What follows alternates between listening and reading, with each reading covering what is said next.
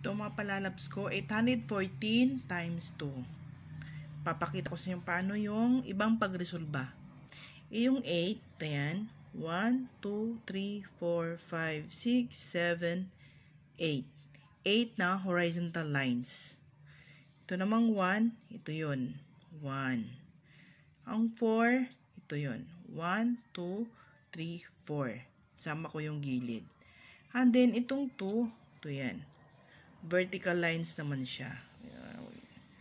Dalawang vertical lines. Huwag natin sama yung baba.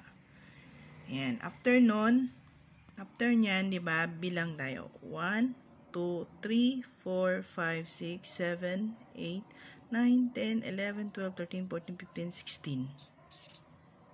Then, 1, 2. Then, 1, 2, 3, 4, 5, 6, 7, 8.